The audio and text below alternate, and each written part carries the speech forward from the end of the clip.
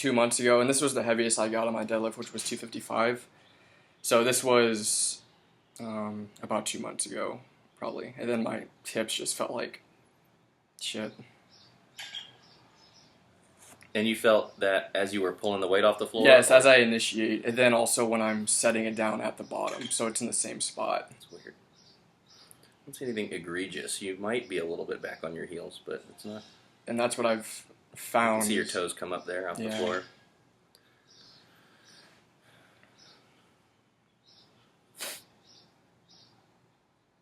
Back looks decent. When you say decent, what would you clean up? I mean, there's almost always a little bit more squeeze that we can get out of people when you really yell at them and smack them on the back and stuff, but I'll see how that looks in person today, because this is also a limited angle. I can't see much about your stance or anything like that, too, or where your knees are, how you're positioning your thighs, stuff like that. So this was 245 earlier this week.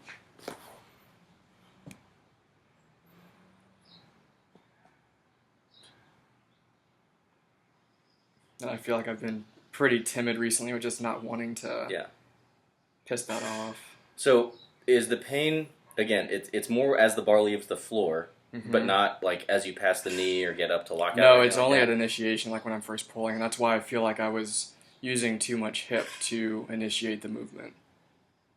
And so here, the plates are completely blocking so I can't see where your knees are to see where the bar is relative to your midfoot, or how your shin, I can't see your shin angle at all. Yeah. So, a more useful angle for the deadlift is more of an oblique, preferably an anterior oblique. So, like looking at it this way. Yeah, so you can see where the bar is relative to the shin. Right.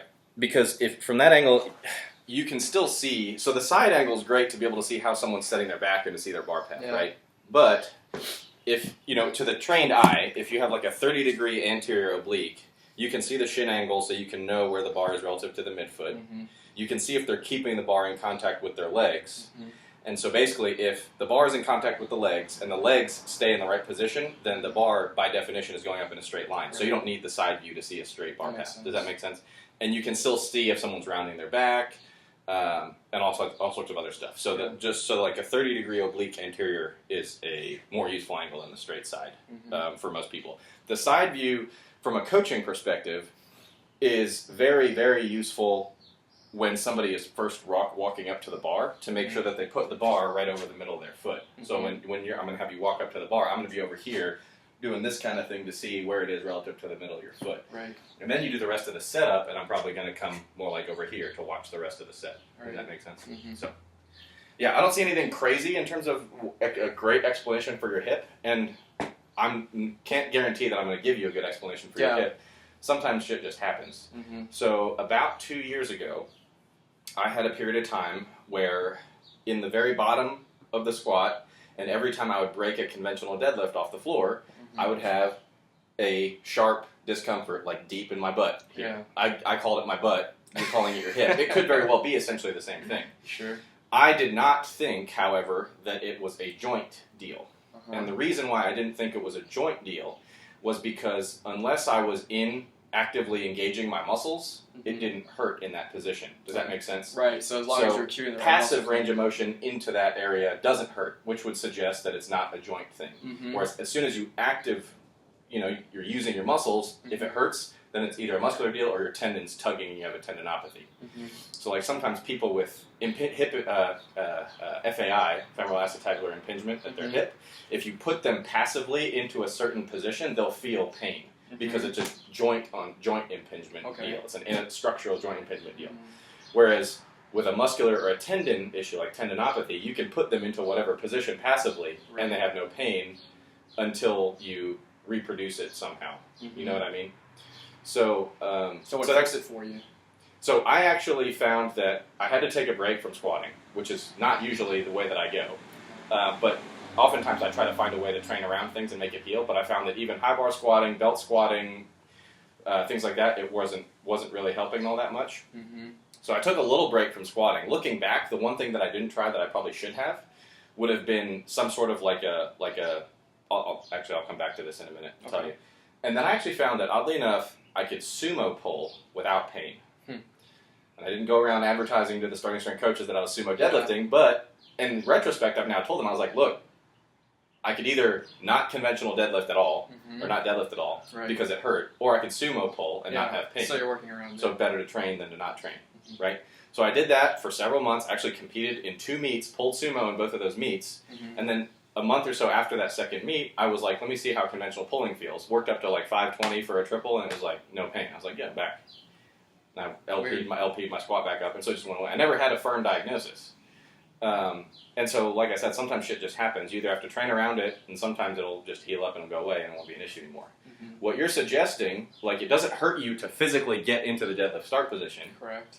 Right? So I don't think you're having like a hip, like a structural impingement type thing. It hurts once you start pulling. Exactly. And in the squat, I have to see how it looks to be able to say. It doesn't sound like a hip impingement thing because it's in the back. And yeah, so that's kind of my rough initial thing. Yeah. I've found ways to train. I've had numerous issues that come up because sometimes shit just happens. I seem to be personally prone to like tendon issues, tendinopathy, stuff like that. Stuff about the quad. So with the quad, I was doing partial pin squats. I was doing slow, like heavy, but tempo. I started out literally squatting down to here because I didn't have pain in that range of motion. And then I'll do it up. So that's just exposing that tendon to gradually more stress. Over the course of a few weeks, got below parallel. Once I was able to do pin squat below parallel, no pain. Yeah. Tried a light squat, full depth, no pins, and it was fine, and worked my way back up from there. So that might be, like if you're feeling this pain in the back of your hip in the bottom of the squat, and as you pull the bar off the floor in the deadlift, maybe you need to do a little bit higher pin squats and rack pulls or block pulls. Try to pull something from below the knee. Does it hurt you to pull from below the knee in your hip? We'll find out. In this most recent video that I watched, there was basically no pain, like I said, because I felt like I was driving a lot more through the quads and staying on the middle foot. Whereas, and I remember Alan Thrall talking about this too with his pause deadlifts. He would kind of wrench back and sit in his heels. Yeah. And I feel like that's kind of the same thing that I was doing, maybe subconsciously, to try to pull more weight or just being lazy, you know? All right, let me peek at this real quick. Sure.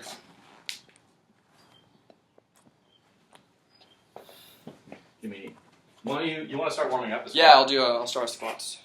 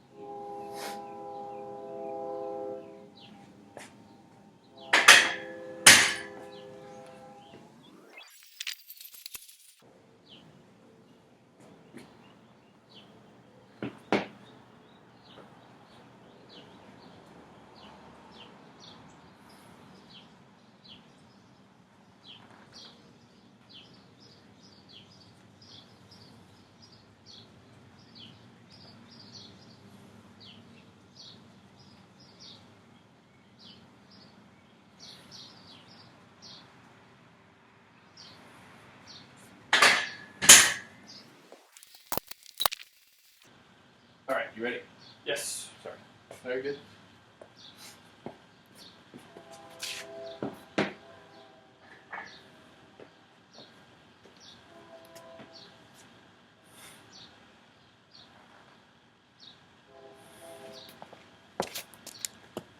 Are you having pain right now? Tiny bit, not much. And it's in the very bottom? Yes.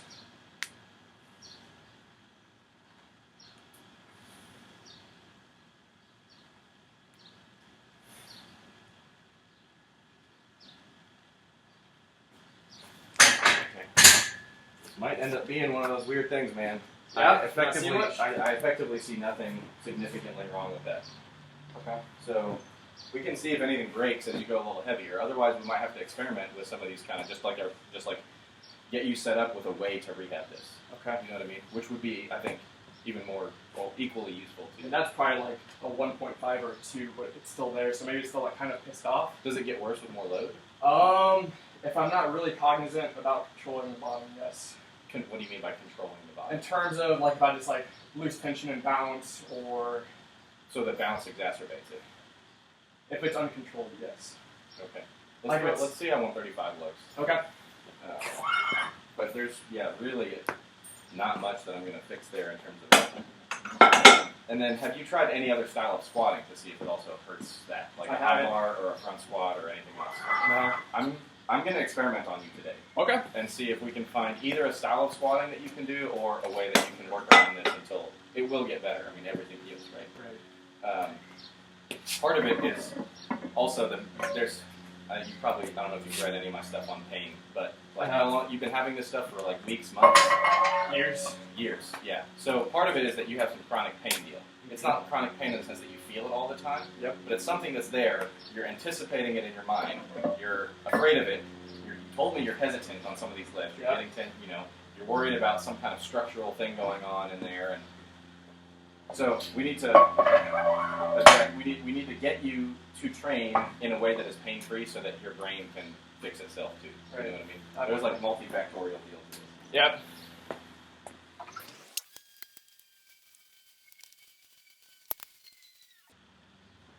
All right. Right. So challenging. Yeah.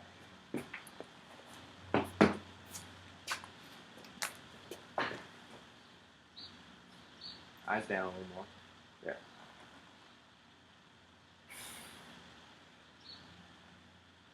Are you staying on your midfoot the whole time? I see on your heels a little bit there. Yeah, I can feel it. Go down, like tempo squat this one. A little slower on the descent. Stay on the middle of your foot and come up. You don't need to pause. Just tempo down, tempo up. Stay midfoot. There you go. Okay? Do you feel anything? No. Okay. Good. Nothing. No pain. No pain. Okay. There. Okay, and you even bounced a little on that one, so that's good. Again, last one. Good. Okay, walk it in. Yeah, nothing. Breakthrough, perhaps? I think so. Okay. So, yeah, I saw your toes coming up.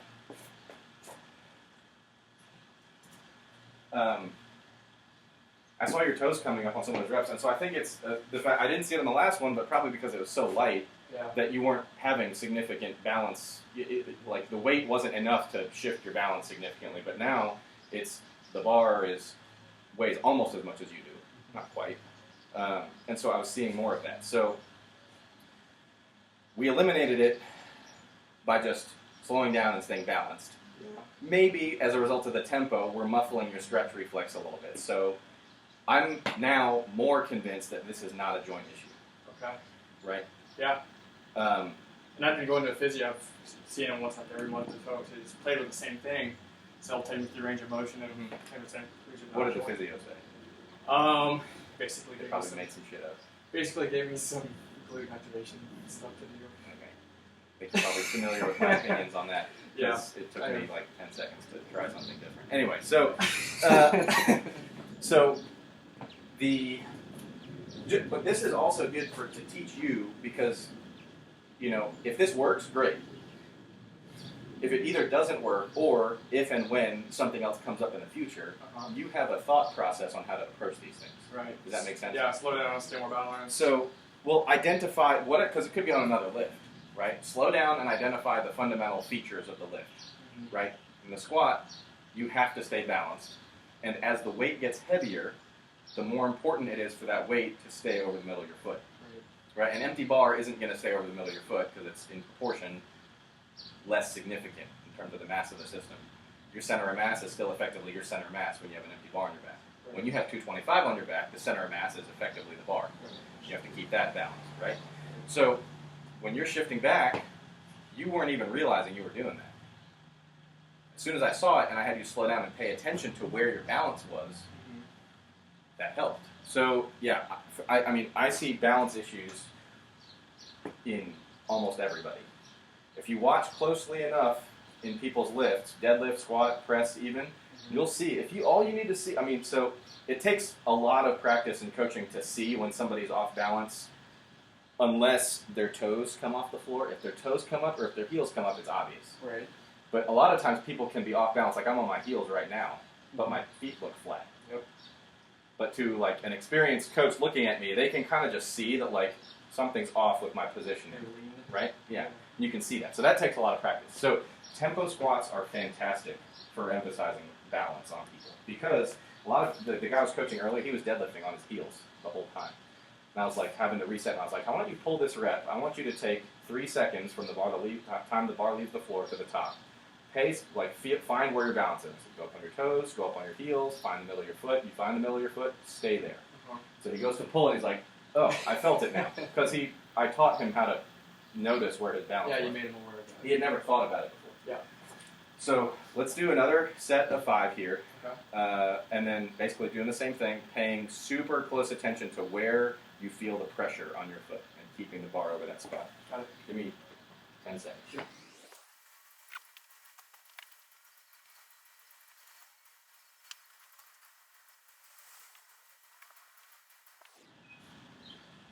All right, go. Good.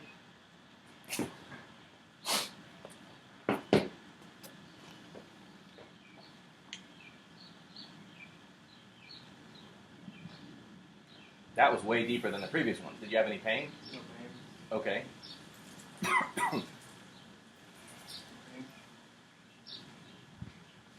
That one, you're a little back on your heels.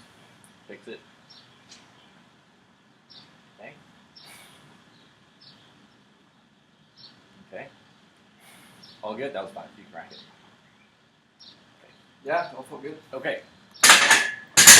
So before we pat ourselves on the back too much, let's put a little more weight on the bar. Okay? And see what happens. What was your working weight most recently on the squat? 175. Oh, okay. Yeah. Let's do 55. A weight that you can still, presumably, control.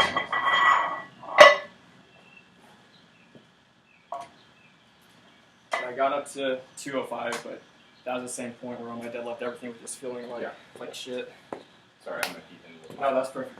my gym. I can do what I want. So. Yeah.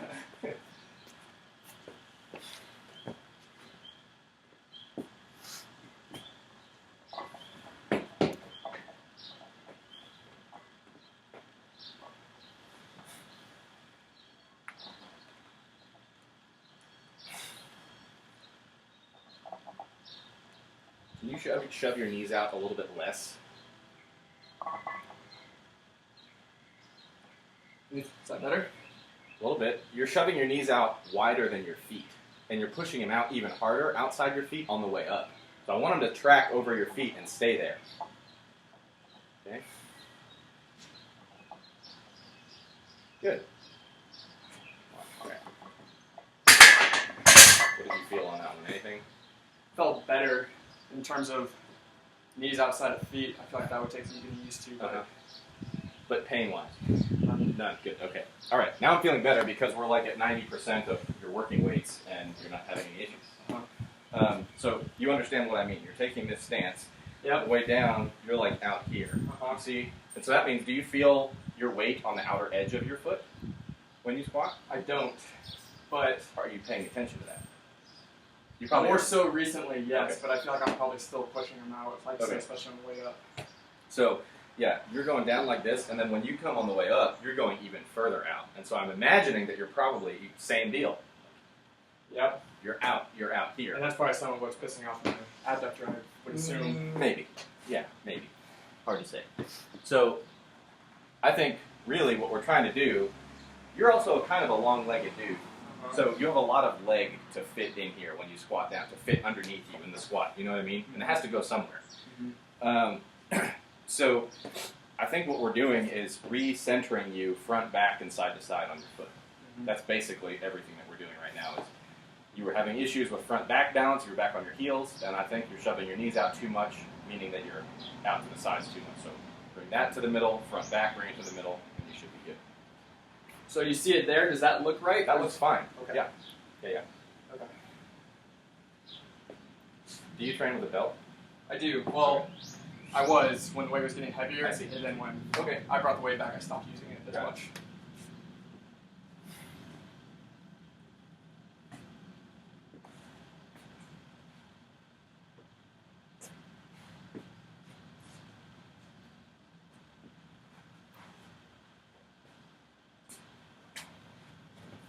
So let's do one more. Okay. And then let's just think about also the side-to-side balance. Because the front-back thing, I think we've done a good job with. So. How does foot placement look like? I feel like this is where I start. Yeah, so for somebody with your issue of shoving your knees out too far and with fairly long legs, you might benefit from a slightly wider stance. Okay. But a slightly wider stance might be less comfortable on your hip. So that's kind of what there's a trade-off, exactly. So that's what we're kind of playing with right now.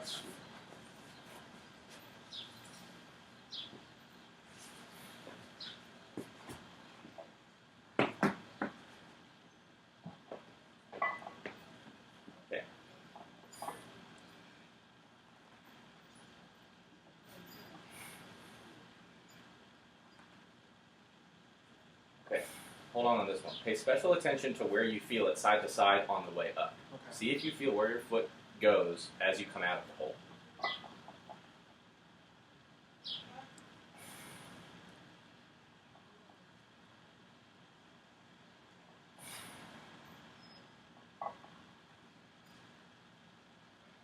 Okay.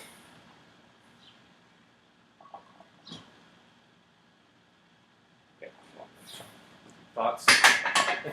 Feels balanced. Okay. What does it look like? Probably on the second to last rep, I actually saw your knees as you come out of the hole shoot further out wider, which is not a common thing. Usually you see people's knees cave, but maybe you're fighting that so hard that that's what happens. The rest actually looked okay to me. And for me, it's probably a heavily ingrained cue from Kelly Starrett. Yes. Who's all about that. So I think when I first started learning this, yes, I was certainly on the outer edge of my foot. Yeah. It's not a huge deal. If you feel like you're right in the middle of your foot, I think that's something that will probably fix itself as the weight gets heavier. Because you will physically not be able to do that under heavy weight. Starrett style squatting is fine for body weight squats that have no load. I wouldn't say it's fine. I would say that that's probably the intended use of it is for CrossFitters doing 100 rep air squats or whatever. Yeah. Right? But you put some load on your back, not only can you not twist your knees like that, but you also shouldn't be on the outer edge of your foot. You know what I mean? So front back though, I think looks better, and I'm glad it certainly feels better. So, what you will probably benefit from is essentially doing your linear progression. I mean, I don't know. You might be able to get rid of the tempo now with this technique change and not have pain. If that's the case, then you can continue squatting like this and you won't have pain. If it does hurt when you get rid of the tempo, then you need to go back to just doing like a tempo linear progression basically until the weight gets heavy enough that the tempo has to speed up. Right. Does that make sense? Yeah. When I've rehabbed things before, especially the tendon deals that need they benefit from that time under tension tempo work. Especially I had a thing a year and a half ago, something in my armpit related to bench. Also, never had a real diagnosis, but I was like, this is clearly a tendon issue. And I was doing tempo benches basically, and I did a linear progression with that. And then once I got to 225 or 250 or something like that, I wasn't able to do like a real slow tempo on the way up. So I switched to doing slow eccentric and then a normal concentric. And then when it got to 300, 350, I couldn't tempo either thing. I was just going regular. But by then, the pain was gone. Does that make sense? Yeah. So. Okay. No, I think that's huge, just in terms of finding the middle of the foot. Because, it's pretty inconsistent where, if I focus on that alone at the bottom, I can feel myself going either way. So. Yeah. Well, I'm glad. Hopefully that's it. We'll see. For me, it's so to clarify, normally, before you came here, would you be feeling pain at these weights? That's what I want to know. Because I also don't want to pat myself on the back. No. I would never feel pain at 155 anyway. So the thing is, I've tried something similar in terms of just going slower and doing pause squats at the bottom with 135. Okay. And for me, it would go away. And at the same time, when I got to the bottom, I could feel myself on my toes. So just staying in the bottom and rocking back a little bit and then driving up helped quite a bit. Okay. But I think that just reinforces things that I've felt on my own, but haven't fully internalized quite yet. So yeah, I don't think you need to be doing pause squats. I do think because your issue isn't necessarily your position strictly in the bottom. Yep. Your issue is how you got there, right? The way you descended to get in that position. So that's where I think the tempo comes in handy. So yeah. Can you watch one time and tell me what the bar path looks like going down? Because I feel like I've got a long torso relative to my legs. You have long everything. Yeah. You're just a lanky dude. Yeah. So when I'm going down, I feel like I have a bad habit of letting the bar drift forward, Mm-hmm. which translates to the problem I'm seeing at the bottom too, I think. Number one, you might be right. Number two, you might be wrong. And the reason I say you might be wrong is because you're not squatting enough weight yet for it to have to, for the barbell to have to be directly over the middle of the foot. Okay. Does that make sense? Yeah. Again, like I told you earlier, like if you squat the empty bar, it's gonna in the bottom, and if you're balanced, it's gonna be 4 inches in front of the middle of your foot, just because the combined center of mass of the barbell lifter system is what matters. So, yes, I will take a look and see how it looks. Okay. The other good, for your purposes, like coaching tip on this thing for bar path issues, is if you see a lot of plate spinning. If you see a lot of plate roll, that's usually a sign that the bar path is not vertical. If the bar goes nice and straight down and up, usually the plates will not move. Gotcha. If you see them do this on the way down, and then as you stand back up, they do this on the way up, you probably went. Okay, I hadn't considered that before. Yeah. Of course, that only works if you're using a barbell that has good spin. Mm-hmm. If you're using a rusty old bar that the sleeves don't spin, you're not going to see that. But this bar has really good spin, so you're going to see it here. Got it. Okay.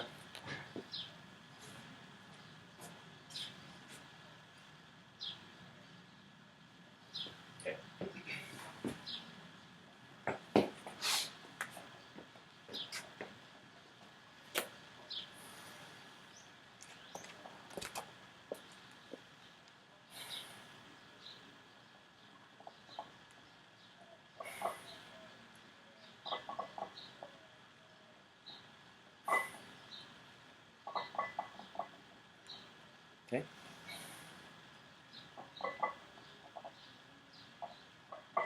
Yeah, that bar path looks fine. Magnificent. I see no problems there. Okay. It's good. Awesome. That makes me feel much better. Good. What's next? Deadlift. Okay.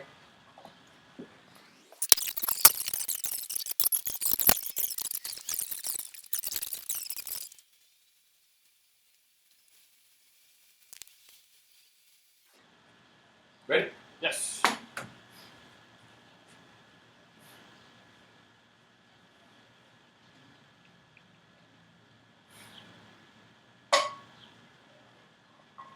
you feel anything there? Time to Okay, so you, in an effort to use your quads more, you dropped your hips and you kicked the bar forward. Okay. So, if that is how you're working around your hip pain, I would not do that. Mainly because the way you're doing it is by pushing the bar forward to the middle of your foot, which is basically lengthening the distance between the bar and your hip, the bar and your low back, right? And so it's essentially like, would you pick up something from over here? Right? You want it to be as close as possible. So we need to get you in the position where everything looks right and it's over the middle of your foot, but you're still able to initiate with your quads. Right. Okay? So reset slowly, and don't pull until I tell you to. Okay. So do not move the bar from this point. Do not move the bar. Are you on the middle of your foot right now? I'm on heels. Fix it. There. Okay? Now set your back. Do not move the bar. Do not lower your hips. You feel that? You want to. Yeah. Don't do that. Now push the bar off the floor. Okay? Now, that was all correct, except as you lifted the bar, it was this far away from your legs. This way? Yeah. You remember me telling you have to drag the bar up your legs? Yeah. The bar has to be in contact with your legs. Make it pull your shorts up. Make it do this. Okay? And you'll keep it close. Okay. Okay, so reset everything the same. Get your grip on the bar. Again, if I see the plates roll, you start over. Midfoot, don't move the bar. Set your back, keep your hips where they are. Now drag the bar up your legs. That's your deadlift. Nothing. Let go, step away. You're going to practice this reset, remember? Yep. That's just because we're re-ingraining this stuff. Yeah. So you are a guy who loves to be on his heels. Yeah. They are. Okay. Keep where they are. Good. Step, midfoot, and drag. That came off your thighs. Yeah. But basically the reason why is because it bumped off your knees, went forward, and you're not using your lats to pull the bar back. Okay. Okay. Did I teach you that before? So push back against my hands. Push back. You feel that? Yeah. Here. These are doing that. Do it again. That needs to be on the whole time you're pulling. Okay. Actively. So I like the cue. I've heard it sometimes, but I don't use it with brand new novices to pull your shoulder blades down. into your back pockets. So when you're set, get your grip midfoot, chest is up, but pulling the shoulder blades down, that turns your lats on basically. That's what helps keep the bar on your legs all the way up. Again, make it pull your shorts up like that. Okay.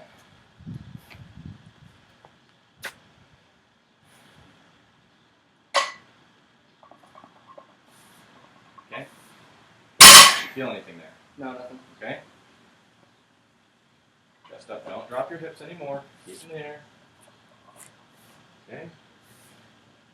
Keeping my knees. So hips up a little higher than that. Back, bar. Good. Chest up. Drag. Good. Hips up. Bar back. There.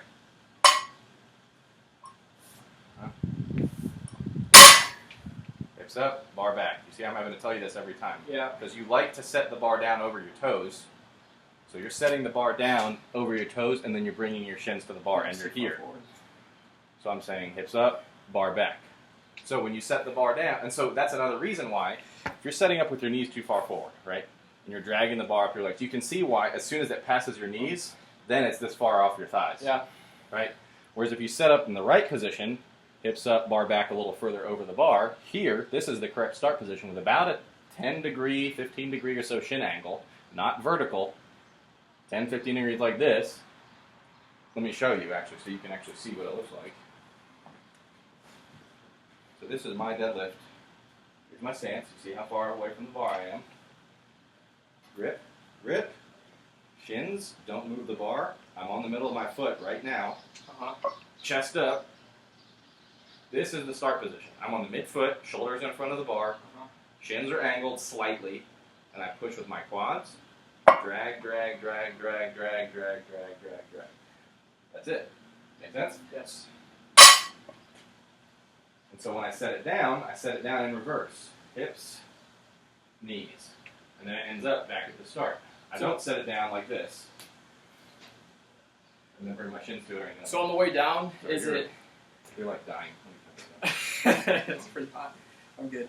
So when you're setting it down, do you have a slight, like this is a really, I guess... Unlock your knees, you mean? Yeah, just slightly? Yeah. When I set the bar down, I just go like this. Yeah.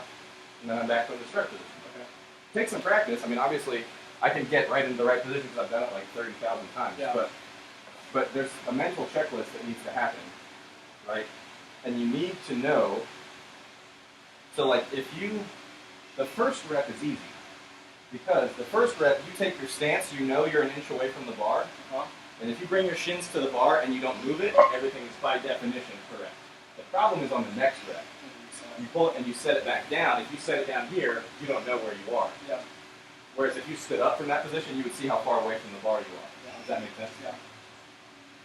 So that's why we teach it with singles. And then the hard part is translating that into a set where on 2 through 5, you set it down back over the middle of the foot. You're setting it down over your toes. Got it. So for a while, you either are going to need to learn how to set it down over your midfoot, which is the ideal thing to do, or you set it down the way you've been setting it down, and then before every rep, hips up, bar back, which is an extra step that is ideally not necessary. Does that make sense? You shouldn't be doing long term. Yeah. You think?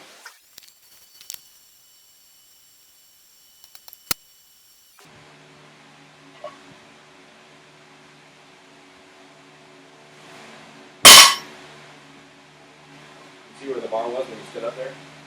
Forward? Forward. You see it rolled back to you, right? That's good. So why don't we do this? Why don't we pull a rep and have you set it down Okay. the way you want to set it down, and then stand up and see what it looks like to you. All right. Correct. Stand up straight. You could get like a millimeter closer to the bar. There. Okay. Do not move the bar. Midfoot, chest up, and drag. That is outstanding. Okay, let go, stand up. Not bad. Better. Better. It probably came back a millimeter towards you, but not nearly where you were before. Yeah.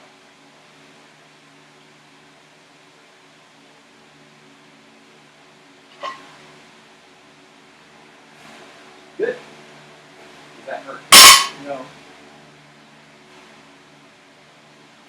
roll back a millimeter again. You can next time you set it down and you let go and watch, turn your head to the side and watch the plate. Okay.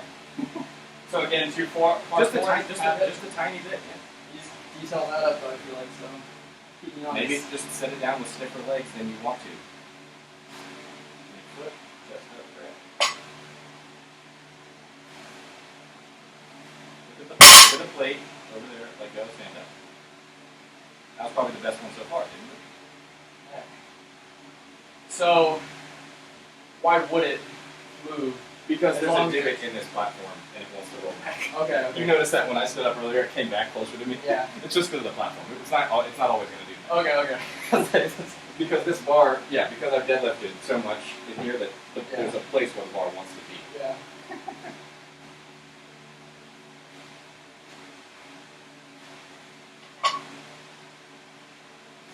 Very good. Roll back a tiny, tiny bit. Yeah.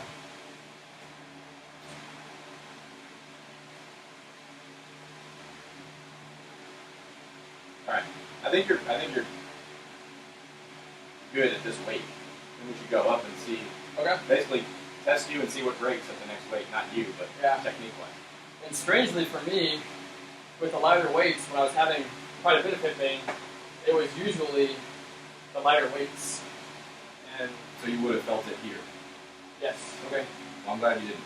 Yeah. Do you want to pull 185 or what? Sure.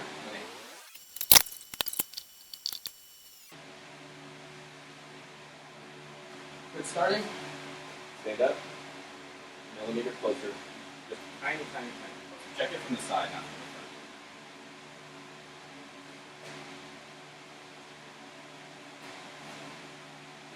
Taking a mental screenshot.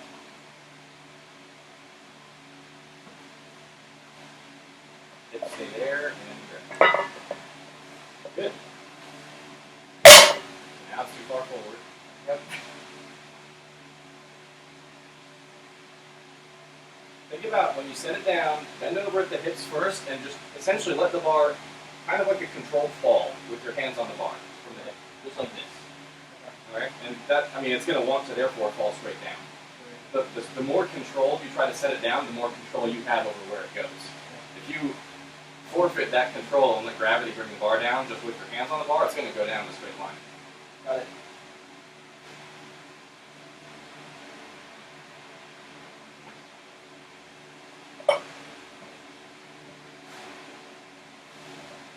Hey, that's good. Look at that. Okay, that helps. Thanks, gravity.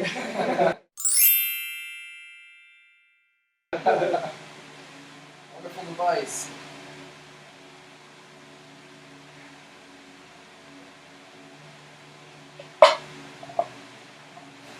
Good.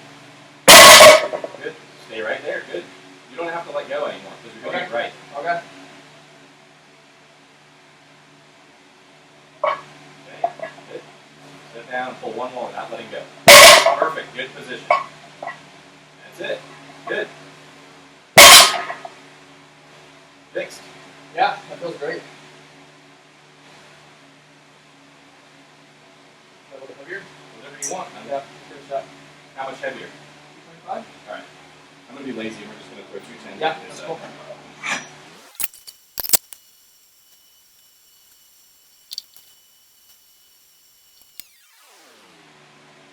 Alright.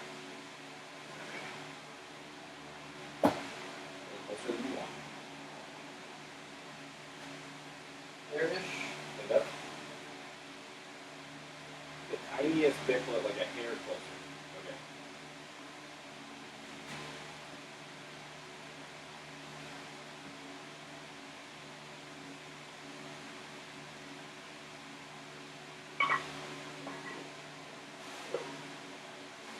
Okay, perfect. That bar came off your thighs. That's why I got it. Under my heels, too. Okay, don't do that. Simple coaching. Yep.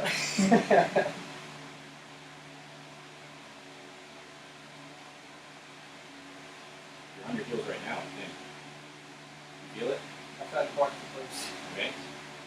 There you go.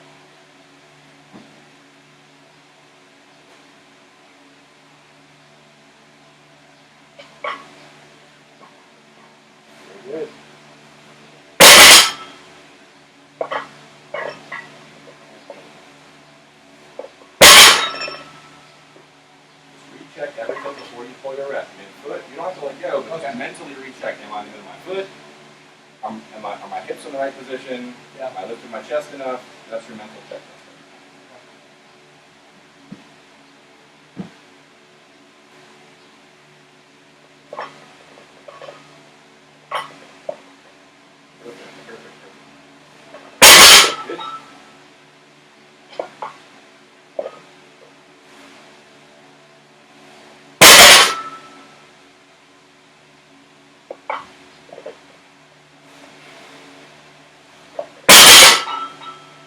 Feel okay? Yeah. That's good. I feel like I'm still getting used to setting it down. You will, yeah. Just take practice. Yeah. But overall, it feels great. How does a low back look? I know you said you could typically squeeze out a tiny bit more.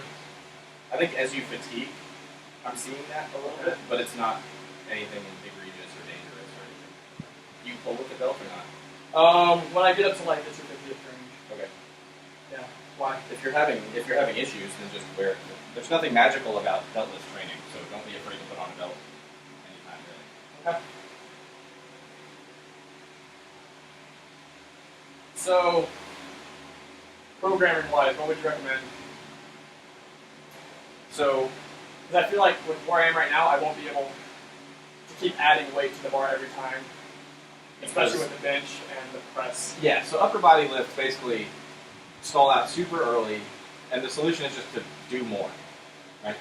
You don't just keep resetting your bench and press and expect to blast through that plateau. You just need to do more. So do you have a personal preference or a reason that you would want to train the bench or the press more?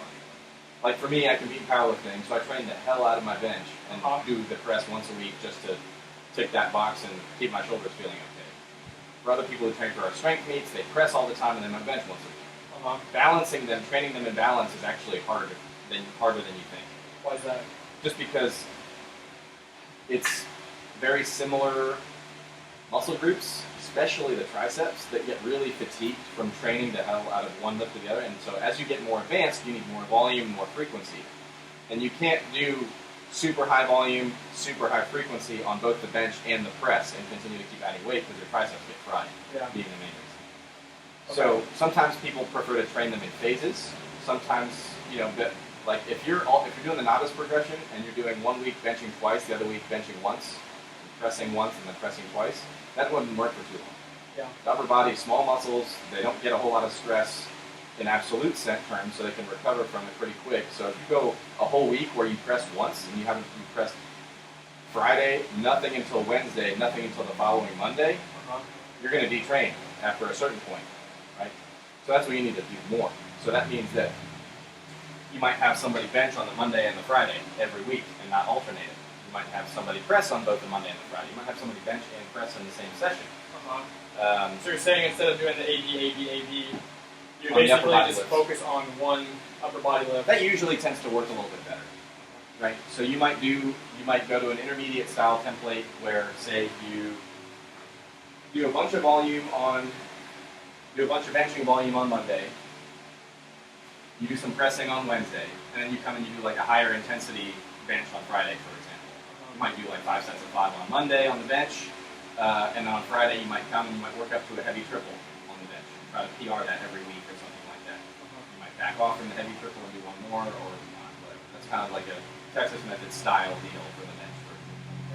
And so the idea is that basically the amount of stress that you're imparting on a weekly basis should go up over time. I mean, at this point, I probably bench something on the order of anywhere from 18 to 25 sets of bench a week. Okay. It's a lot. Yeah. You know what I mean? You're saying that's what you personally do right now? Yeah. So, just as an example, that it's more than doing 3 sets of 5 on one day and 3 sets of 5 on Monday and 3 sets of 5 on Friday. That's 6 sets. Yeah.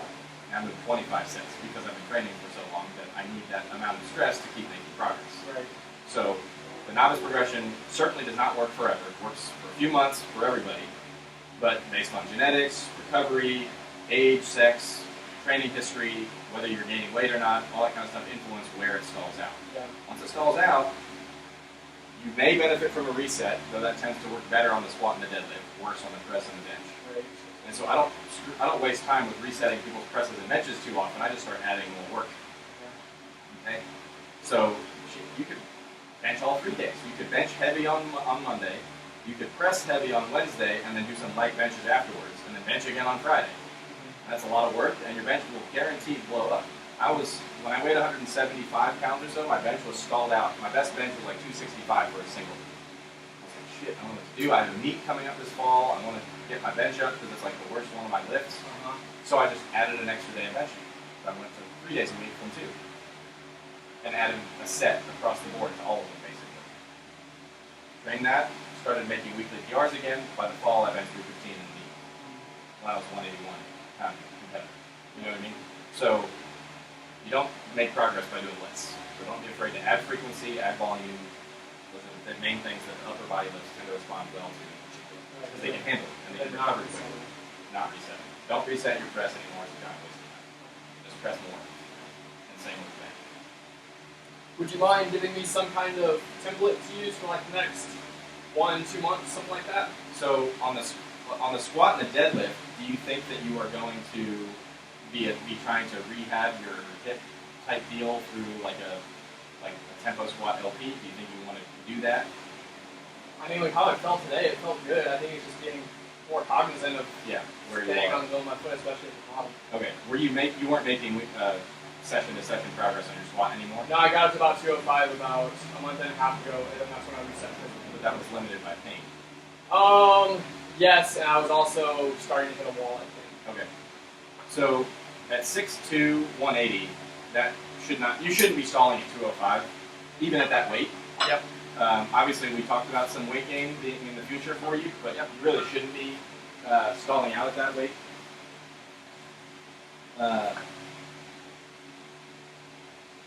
So when you leave here today, I would basically, for the next few sessions, actually LP your squat the way you did today.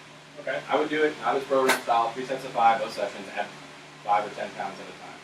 Okay. You did 155 today, you could do next week 65, 75, 85, and then before you know it, you're back at your working weights in a week and a half. So I would do that on a session-to-session basis. When the novice program stops working on the squat, then typically what we end up doing is advanced novice type deal, where you do a heavy, like a top set of 5, and then 2 back off sets of 5. Does that make sense? So let's say you get to 225 for 3 sets of 5 on a squat, and then the next session you do 230, and you're like 553 or something like that. Like the last set, you're too smoked to do it.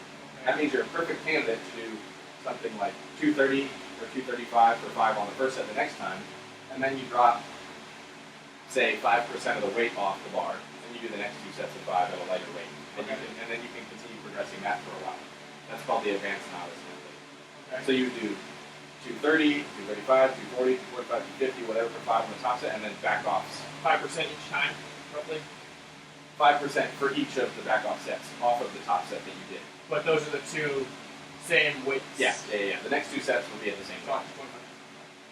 Or whatever. If that was the back off. Right. Yeah. Okay. And if you find that 5% for you is still like crazy hard, then drop 8%. Drop 10%. You can titrate it to the point where the difficulty is more appropriate. It shouldn't be easy, but you don't want to be grinding every single set because that's not sustainable. Okay? So that's what you can do on your squat. Okay. Your deadlift, you can actually, so you said you're at a point where you're probably not going to, so based on, you were pulling what, 240? I did 245 last time, and that felt somewhat easy. Okay. But you don't think you can add weight every session? I think I could for at least maybe another... Why don't you just do Monday, Friday instead? Okay. If you're doing Monday, Wednesday, Friday. Day 1, day 3. And try to add weight. Not 5 each time, 5, 10? Yeah. And then when that stops working, there's two options. One option is to drop and deadlift once a week. So you just deadlift on Friday, for example. With 1 working set, a 5? Well, when you get to that point, that would represent a decrease in training volume. So I would actually do a back off. I would do a heavy deadlift set and then back off probably like 10% off of that deadlift set and pull another set of up. Okay. So you can deadlift Monday, Friday. So Monday, Friday, you can deadlift and deadlift. And you can add weight every time. When that is Starting now? Yeah. Okay. When you can't do that anymore, mix one of them. Monday, you might feel fresher on Monday after the weekend or something like that, for example. So you can mix this one. Then you keep progressing this one with like a 10% back off, okay, for another set of 5. That way you're still doing 2 sets of 5 with the deadlift. The other days, Wednesday, you can do pull-ups or chin-ups or barbell rows or something like that, some other kind of back thing. I would do that on both Monday and Friday, just not actual deadlifts. Does that make sense? Pull-ups, chin-ups, rows, RDLs, all those kind of things would be options on the other days. Okay. On like Monday, Wednesday? What do you mean? So like 2 of the days? If you're going to deadlift on Monday, at the end of your session, fresh after the weekend, then Wednesday and Friday, I would do the other kind of supplemental back work. Got it, that makes sense. You do pull-ups, chin-ups, rows, RDLs, are all fine options. And then for Inverted rows, dumbbell rows, all kinds of stuff for your back. Yeah. What were you going to say? going back to the squat, so would that still be Monday, Wednesday, Friday? That should be Monday, Wednesday, Friday. When you can't do that anymore, then you can drop that back and do Monday, Friday, and then do a light day on Wednesday. How would you define light? 80% of what you were doing here on your heavy day.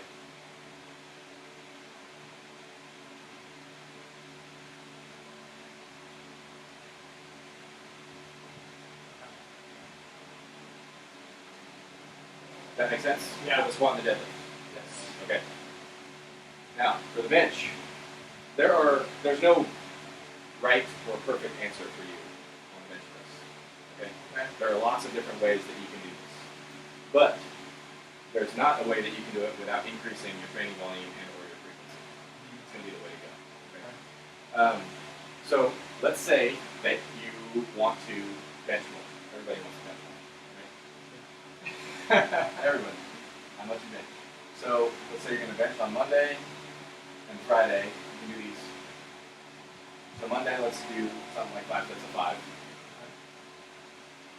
You can progress those. Do you have micro plates? You can progress those at like 2.5 pounds at a time. I don't think. Okay. And then here you can go something like 3 sets of 3, or 1 top set of 3, like an advanced novice style template with 2 back off sets of 3, for example. And obviously, this would be real heavy. So one would be real heavy, Yeah. 1 by 3? Yeah. So here you're getting a volume stress.